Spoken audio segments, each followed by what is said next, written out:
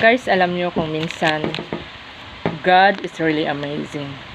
Kung minsan, magugulat ka na lang, may isang blessing na darating sa buhay mo na talagang hindi mo inaasahan.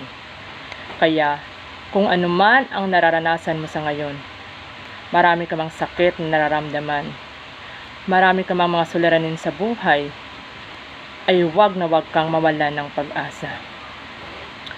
Lagi mong iisipin na hindi kanya pinababayaan.